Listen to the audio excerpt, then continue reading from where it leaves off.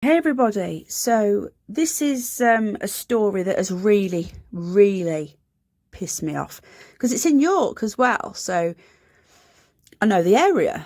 I don't live that far from there. I don't live in York, but I don't live that far, so it's close to home.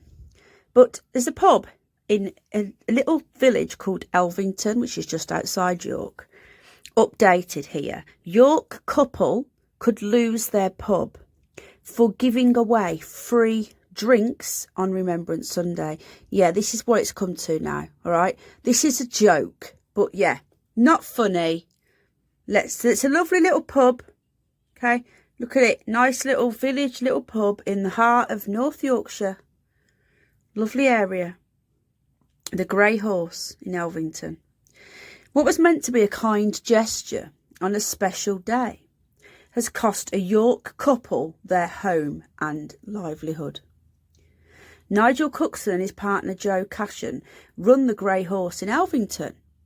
Villagers say that they have transformed the place since taking over, but they say they fear they have lost their DPS licence and the pub with it after an incident this Sunday where they handed out free drinks from their own supplies and not the pub.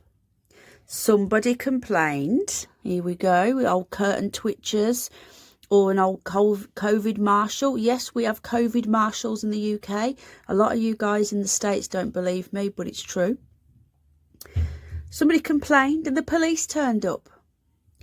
Every venue with an alcohol licence must have a DPS, designed premises supervisor. In a statement released this afternoon, Nigel and Joe said, there they are, look, regular English folk. Remembrance Sunday is always a significant day in the lives of the people of Elvington.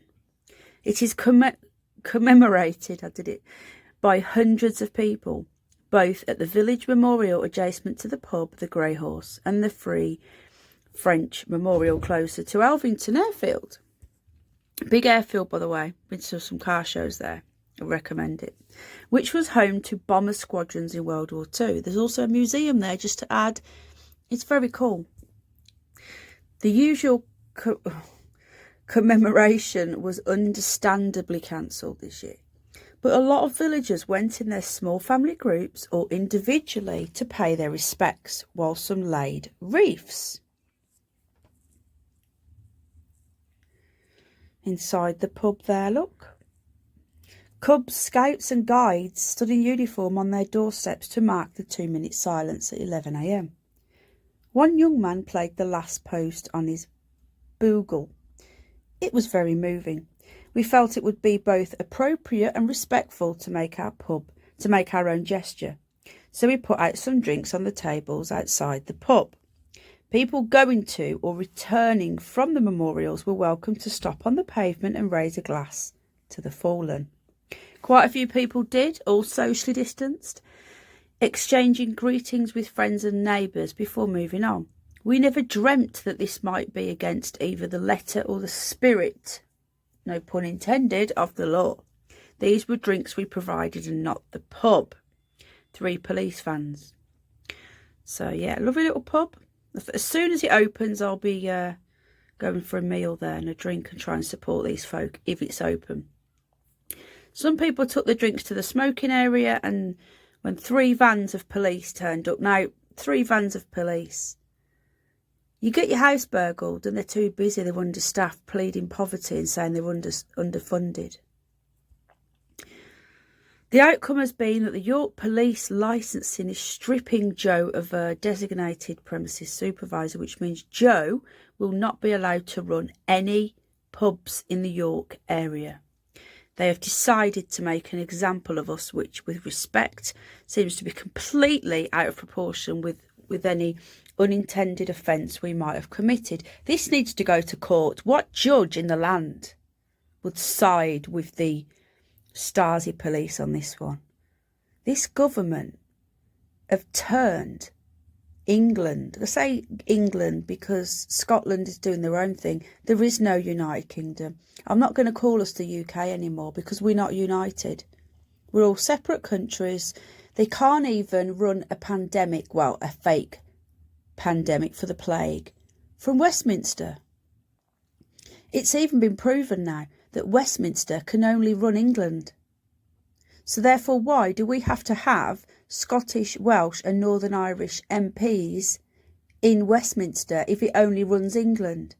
Let's go and run their country, shall we? Let's send English MPs to Scotland, to Wales, to Northern Ireland. I don't think so. I'm sick to death of constantly being English and white is far worse than being Scottish and white.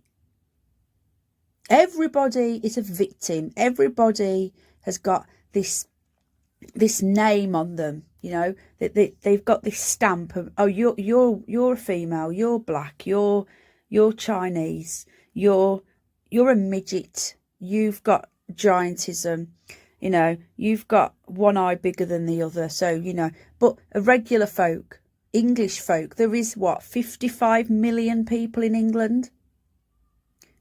What the hell? It's sickening. In the area where I live, they are constantly digging up Roman remains. The ancestors to this area, to the settlement where the Romans came, the Vikings came, the settlers that came hundreds and hundreds and hundreds of years ago. It's our land. Sorry for the rant, but I'm absolutely sick to death of this shit. So these lovely people that are doing nothing but making, you know, the business is going under. And instead of sitting around moping, they want to show respect to the fallen. Where I live, and I know Elvington well, I don't live in Elvington, but I know the area. People are very patriotic. Remembrance Sunday, people have flags, Union flags outside their windows, poppy flags. There's usually parades. In May, on May Day, there's Morris dancers. You know, they are very, very English, patriotic people. This is sickening. And the York police, hang your heads in shame. Shame on you. I'll be keeping you updated if anything changes. But for the moment, this is just lost for words. Anyway, guys, I'll see you on the next one. Bye.